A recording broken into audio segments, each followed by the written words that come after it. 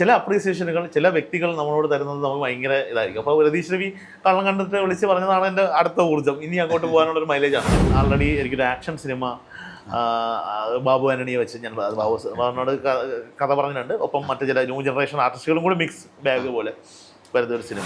കവിതയിലൂടെ ജീവിച്ച അയ്യപ്പനെ കുറിച്ച് നാം കേട്ടിട്ടുണ്ടാവും. അതുപോലെ സിനിമയെ ഭക്ഷിച്ച് സിനിമയെ ശ്വസിച്ച് ജീവിച്ച ഒരു മനുഷ്യനാണ് നമ്മോടൊപ്പം. സ്വാഗതം ചെയ്യാം ശ്രീ അൻറാം. സിനിമയിലേക്ക് എത്തിപ്പെടുന്നത് വലിയൊരു സ്ട്രഗിളോടുകൂടിയാണ്. വലിയ സ്ട്രഗിളോടുകൂടി സിനിമയിൽ എത്തിപ്പെട്ടു. സിനിമയിലൂടെ എല്ലാ കാലത്തും ചുവടുറപ്പിച്ച് ജീവിക്കാൻ ശ്രമിച്ചു. ഇതുവരെയുള്ള ജീവിതത്തിൽ എന്തു തോന്നുന്നു? അതെ, നമ്മുടെ ഒരു പാഷനെ പിന്തുടർന്നാൽ നമുക്ക് അതിയായ ആഗ്രഹം ഉണ്ടായാൽ സിനിമയെന്നല്ല ഏത് മേഖലയെക്കുറിച്ചും നമുക്ക് അതിയായ ഒരു ആഗ്രഹം ഉണ്ടായാൽ നമ്മൾ അതിനു വേണ്ടി കഠിനമായി പ്രയത്നിക്കുന്നതിനപ്പുറം ആഗ്രഹിച്ചാൽ, പൗലോക്കോയുടെ വാചകങ്ങൾ എടുത്ത് പറയണം, അത് സംഭവിക്കുമെന്ന് പറയുന്നത് പോലെ എൻ്റെ ജീവിതത്തിൽ അതിലേക്ക് ഞാൻ നയിക്കപ്പെട്ടിട്ടുണ്ട്. ഒരുപാട് വഴിത്തിരിവുകളും വഴി തിരിച്ചു വിടലുകളും ഒക്കെ സംഭവിച്ചിട്ടുണ്ട്. പക്ഷേ അൾട്ടിമേറ്റ്ലി സിനിമയിൽ തന്നെ നിന്നു, സിനിമയിൽ തന്നെ എത്തി നിൽക്കുന്നു എന്ന് പറയുന്ന ഒരു സന്തോഷമുണ്ട്. സിനിമയിൽ നിന്നൊന്ന് അകറ്റാൻ വേണ്ടിയിട്ട് വീട്ടുകാർ ശ്രമിച്ചു, ഗൾഫിലേക്കൊക്കെ പറഞ്ഞു.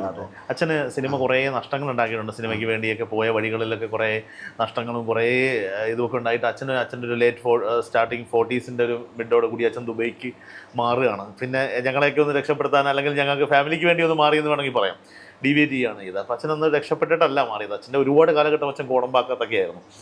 ജോണി ആൻ്റണി സാറും അച്ഛനും ഒക്കെ ഒരു മുറിയിലായിരുന്നു. അപ്പോൾ അങ്ങനെ ഒരു കാലഘട്ടം അച്ഛൻ സിനിമയ്ക്ക് വേണ്ടി സജീവമായി ശ്രമിച്ചിട്ട് അത്ര കണ്ടങ്ങ് രക്ഷപ്പെടാതെ പോയതിൻ്റെ ഒരു ഇതുകൊണ്ട് തന്നെ സിനിമ അത്ര ഈസി രക്ഷപ്പെടാൻ വരുന്ന അതിൻ്റെ ഭാഗ്യം കൂടി വേണമെന്ന് പറയുന്ന ഒരു ചിന്ത ഉണ്ടായിരുന്നു അച്ഛന്. അതുകൊണ്ട് ഞാനൊരു +2 ഒക്കെ പ്രീ ഡിഗ്രി ലാസ്റ്റ് ടൈം +2 ലെവലിലെത്തിയപ്പോൾ ഞാനിതിൻ്റെ പിറകെ പോകുന്നു, സീരിയൽ അസിസ്റ്റ് ചെയ്യാൻ പോകുന്നു, പലപ്പോഴും ക്ലാസ്സൊക്കെ സ്കിപ്പ് ചെയ്ത് ഞാൻ അസിസ്റ്റൻറ്റ് ഡയറക്ടറായി വർക്ക് ചെയ്ത് തുടങ്ങുന്നു എന്നൊക്കെ കണ്ടപ്പോൾ അച്ഛനാകെ വിരളി കൊണ്ടു. അച്ഛനത് കഴിഞ്ഞ് ഞാൻ ഡിഗ്രിക്ക് പഠിക്കുന്നത് ഇത് തന്നെയായിരുന്നു എൻ്റെ ഒരു ശീലം. അപ്പോൾ ഇത് ഇനി എങ്ങോട്ട് എത്തി നിൽക്കുമെന്നൊരു പേടി അച്ഛനുണ്ടായിരുന്നു. അപ്പോൾ ഡിഗ്രി അവസാനത്തോടു കൂടി അച്ഛൻ എന്നെ പെട്ടെന്ന് തന്നെ പാക്ക് ചെയ്യുമായിരുന്നു വിദേശത്തേക്ക്. അങ്ങനെ ഞാൻ വിദേശത്ത് നിന്നെത്തി. പക്ഷേ അതും നമ്മൾ അവിടെ കൊണ്ട് അവസാനിച്ചില്ല.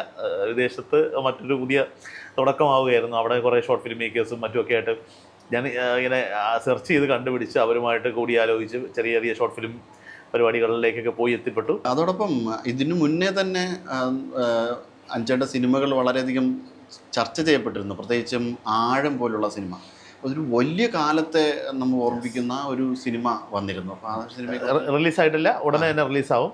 ആഴം ഒരു വളരെ ഈ പറഞ്ഞ ബഡ്ജറ്റ് വൈസ് ചെറിയ സിനിമയാണ്. പക്ഷേ ഒരു കാലം 10 വർഷത്തോളം 9-9.5 വർഷക്കാലം എടുത്താണ് ആ സിനിമ ഷൂട്ട് ചെയ്തിരിക്കുന്നത്. ഒരു കുട്ടി അവളുടെ 5 വയസ്സുകാരിയായി ആ കുട്ടി അഭിനയിച്ചിട്ടുണ്ട്.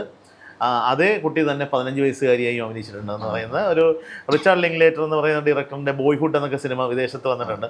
ആ സിനിമയുടെയൊക്കെ ഒരു kind of coming of age movie എന്നൊക്കെ പറയാവുന്ന ഒരു കാറ്റഗറി മൂവിയാണ്. അതിശയകരമായ ഒന്നും ഉണ്ടാവില്ല. പക്ഷേ ഈ പറയുന്ന ഒരു കുട്ടിയെ തന്നെ മാർക്ക് ഞാനത് ആസ്വദിച്ച് ചെയ്താണ്. ചെറിയ രീതി ബഡ്ജറ്റിൽ നമ്മളൊരു സിനിമ ചെയ്യുമ്പോൾ എന്തെങ്കിലും നമുക്ക് ഇൻട്രസ്റ്റ് ഉണ്ടാക്കുന്ന എന്തെങ്കിലും ചെയ്യാൻ പറ്റണ്ടേ എന്ന ചിന്തയിൽ നിന്ന് ഉണ്ടായി വന്നിട്ടുള്ളതാണ്. എന്നാലും ആ സിനിമ ആൾക്കാരെ ഇമോഷണലി ഭയങ്കരമായി ക്യാച്ച് ചെയ്യുന്ന ഒരു സിനിമയായിരിക്കുമെന്ന് എനിക്ക് ഉറപ്പുണ്ട്. ആ കുട്ടിയും ആ കുട്ടിയുടെ കഥാപാത്രവും അതിൻ്റെ ട്രാവലുമാണ് ആ സിനിമ. ഇതിനിടയിൽ ഒരു മിഡ് പീരീഡ് കൂടി ഞങ്ങൾ ഷൂട്ട് ചെയ്യാൻ പ്ലാൻ ചെയ്തിരുന്നു. അത് കൊറോണ സമയത്തായിരുന്നു. അപ്പോൾ അതിൻ്റെ ഷൂട്ട് ഒരു നടി സഹകരിക്കുന്നത്, അവരുടെ കുഴപ്പമല്ല, കൊറോണയായിട്ട് ട്രാവലും മറ്റു കാര്യങ്ങളും വേണ്ടി പ്രശ്നം വന്നപ്പോൾ അവർ സഹകരിക്കാത്തതുകൊണ്ട് ആ മിഡ് സ്റ്റേജ് നമുക്ക് ഉപേക്ഷിക്കേണ്ടി വന്നു. ഇല്ലായിരുന്നെങ്കിൽ 3 ഏജ് മാർക്ക് ചെയ്യുന്നൊരു സിനിമയായേനെ. അതിൽ ഇപ്പോൾ 2 ഏജ് ആ കുട്ടിയുടെ. മനോരമ വളരെ നല്ല രീതിയിലൊരു വാർത്തയൊക്കെ കൊടുത്തിരുന്നു.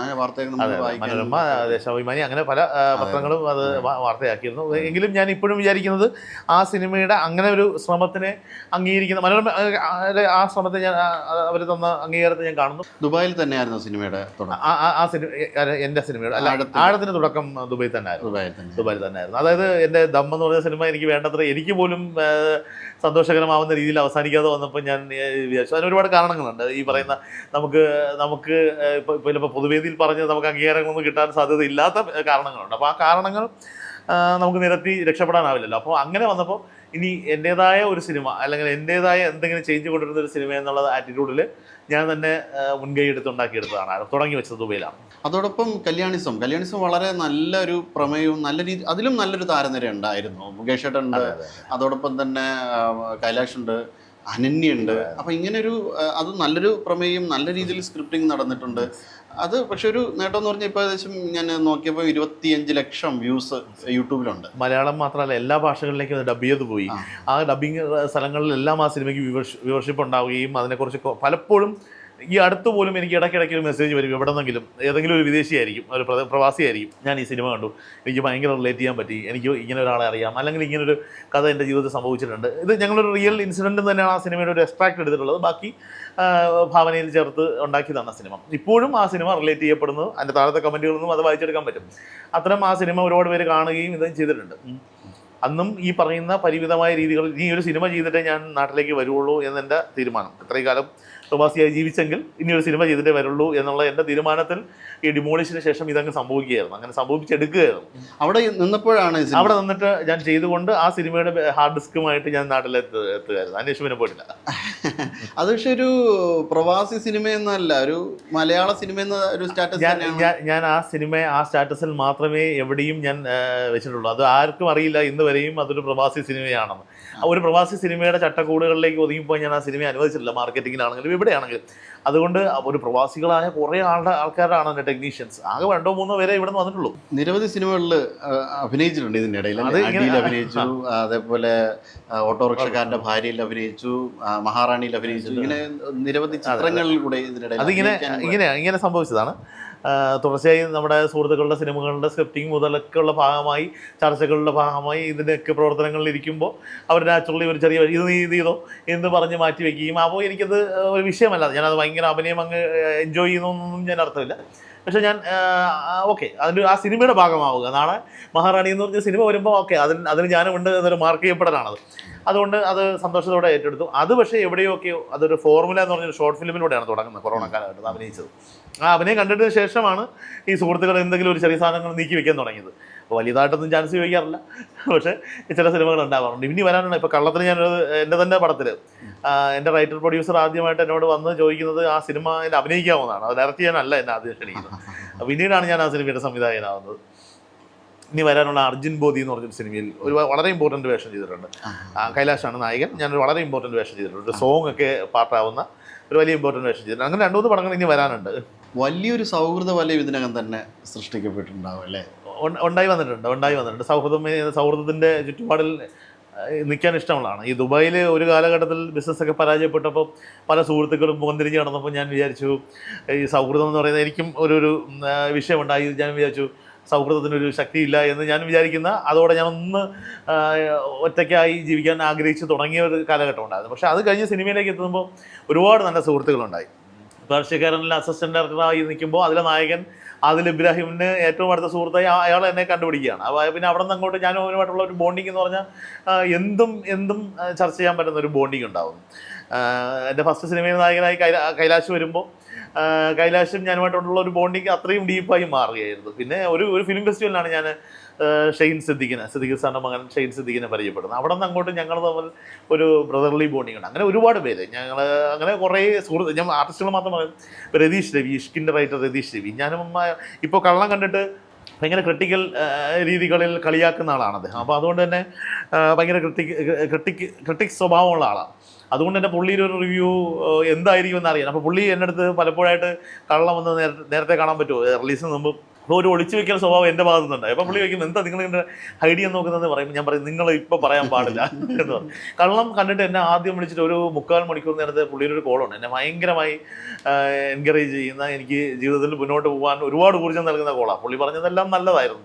ഇത്രയും മിനിമൽ ബഡ്ജറ്റ് അങ്ങനെ സിനിമ ഉണ്ടാക്കാൻ പറ്റിയത് വലിയ കാര്യമാണെന്ന് പുള്ളി പ്രോത്സാഹിപ്പിക്കുമ്പോൾ ഇത് പഠിക്കാൻ ഞാൻ എൻ്റെ കൂട്ടത്തുള്ള നമ്മുടെ സുഹൃത്തുക്കളായ ചില അസിസ്റ്റൻ്റ് ഡയറക്ടേഴ്സിനോട് പറഞ്ഞു നിങ്ങളുടെ ആ പ്രോസസ്സ് ഒന്ന് പോയി പഠിക്കുക, അങ്ങനെ മിനിമം പരിപാടിയിൽ അതെങ്ങനെ ചെയ്യുന്നു എന്ന് പോയി ഒന്ന് പഠിക്കുക എന്നൊക്കെ പറഞ്ഞ് ഞാൻ ഒരുപാട് പ്രോത്സാഹിപ്പിച്ചു. അത് പഠിക്കാൻ പോയി പറയാൻ വേണ്ടിയിട്ടില്ല, പക്ഷേ പുള്ളിയുടെ ഒരു മൈൻഡ് ഉണ്ടല്ലോ അത് പറയാൻ അടയാളപ്പെടുത്തുന്ന ഒരാളുണ്ടാവുന്നതാണ്. ഈ അടുത്ത് നമ്മുടെ ഫായിസ് സിദ്ദിഖ് ക്യാമറാമാൻ, ഞാൻ പറയുന്നത് നമ്മുടെ അപ്രീസിയേഷൻ ചില സമയത്ത് നമുക്ക് ഭയങ്കര ഊർജ്ജമായി പറയും. ഫായിസ് സിദ്ദിഖ് എന്ന് പറയുന്ന ക്യാമറമാൻ നമ്മുടെ ഈ പടമൊക്കെ ചെയ്ത ഓപ്പറേഷൻ ജാവയൊക്കെ ചെയ്ത അടിയൊക്കെ ചെയ്ത് 1000 Babies എന്ന ഇത് കഴിഞ്ഞിട്ട് അദ്ദേഹം അത് കണ്ടപ്പോൾ എനിക്ക് വിഷ്വലി അതൊരു ഭയങ്കര ട്രീറ്റായിട്ട് തന്നെ തോന്നി. അപ്പോൾ ഞാൻ അവനോട് പറഞ്ഞു എടാ ഞാൻ ഇനി നിന്നോട്, അപ്പോൾ അവനോട് ഞാൻ 1-2 പടങ്ങൾ ക്യാമറ ചെയ്യാൻ വേണ്ടി വിളിച്ചിട്ടുണ്ട്. അവൻ വരാം എന്നൊക്കെ പറഞ്ഞ് ആ സമയങ്ങളിൽ നടക്കാതെ പോയിട്ടുണ്ട്. അപ്പോൾ ഞാൻ പറഞ്ഞു ഞാൻ ഇത് നിന്നെ ക്യാമറ ചെയ്യാൻ വിളിക്കില്ല, ഞാൻ നിന്നോടൊന്ന് വളരട്ടെ എന്നിട്ട് ഞാൻ നിന്നെ ക്യാമറ ചെയ്യാൻ വിളിക്കുള്ളൂ.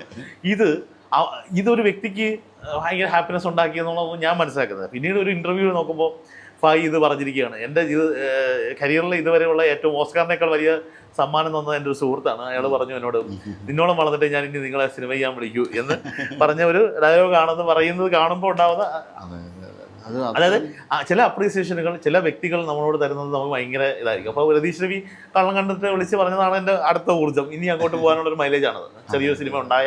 ചെറിയൊരു സിനിമ ഉണ്ടാക്കിയാലും നമുക്ക് ഓക്കെ, സന്തോഷത്തോടെ തന്നെ നമുക്ക് അത് ചെയ്തു തീർക്കാൻ പറ്റുമെന്ന് പറയുന്ന ഒരു ഊർജ്ജം. ഇതോടൊപ്പം ചേർത്ത് പറയുന്നത് ഊഞ്ഞാലെന്ന് പറയുന്ന ഒരു സീരിയലിൽ കൂടെയാണ് കടന്നു വന്നത്. നല്ല റിസർച്ച് ചെയ്തിട്ടുണ്ടല്ലോ. അത് ഞാൻ ഈ +2 കാലഘട്ടത്തിൽ ജോലയായി എന്ന് പറയുന്ന സീരിയലൊക്കെ നടന്നുകൊണ്ടിരിക്കുന്ന സമയമാണ്. അന്ന് 2:30 മണി സ്ലോട്ട് എനിക്ക് തോന്നുന്നു ഈ ദൂരദർശൻ തുടങ്ങി ഒരു ഹൈയിലേക്ക് വന്നിരുന്ന സമയമാണ്. ആ സമയത്ത് ജോലയായി കഴിഞ്ഞ് വരുന്ന നെക്സ്റ്റ് സീരിയലാണ് ഊഞ്ഞാൽ.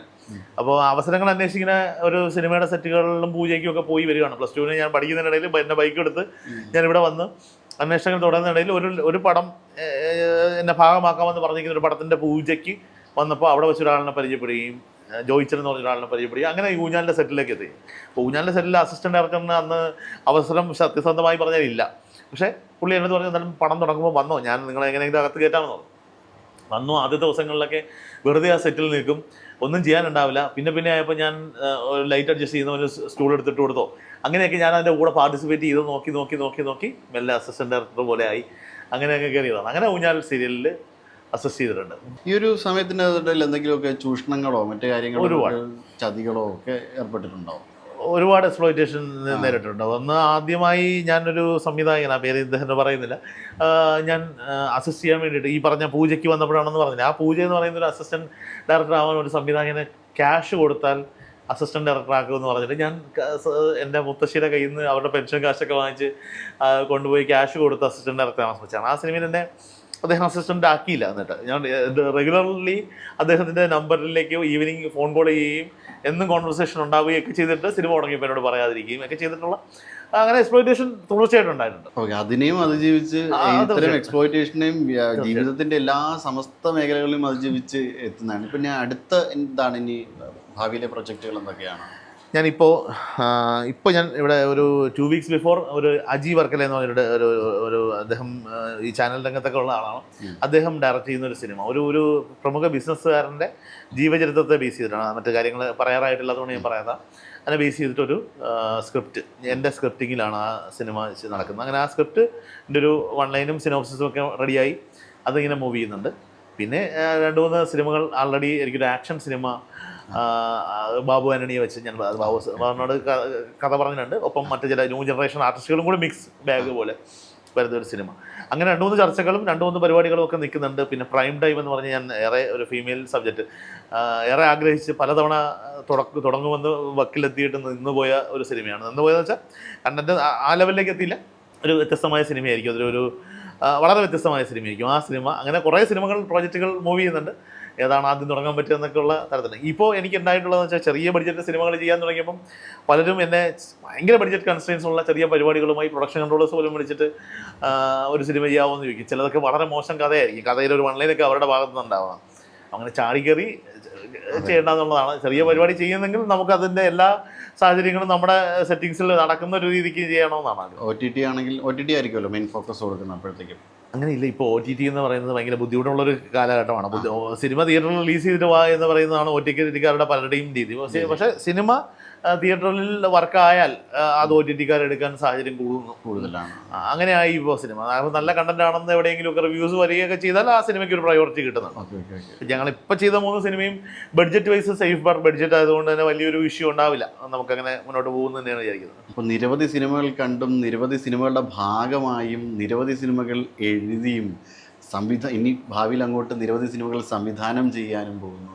സത്യത്തിൽ വളരെയധികം സന്തോഷമുണ്ട് ചേട്ടൻ സംസാരിക്കാൻ കഴിഞ്ഞത്. കാരണം 2025 പുതിയ സിനിമകളുടെ ചർച്ചകൾ ചേട്ടൻ നടത്തുന്നതെന്ന് പറഞ്ഞപ്പോൾ തന്നെ പുതിയ ആക്ഷൻ സിനിമകളുമായിട്ടുള്ള കൊമേഴ്സ്യൽ സിനിമകളുടെ ചർച്ചകൾ നടത്തുന്ന പറഞ്ഞാൽ വലിയ സന്തോഷം തോന്നി. കാരണം ഇനി 2025 വരുന്ന വർഷമെല്ലാം ഈ കഴിഞ്ഞ സ്ട്രഗിളുകളുടെ എല്ലാത്തിൻ്റെയും ഒരു വലിയ രീതിയിലുള്ള ഒരു മടക്കിപ്പോക്കലും ഒരു വലിയ വിജയത്തിലേക്ക് എത്തട്ടെ എന്ന് പ്രാർത്ഥിച്ചുകൊണ്ട്. Thank you very much.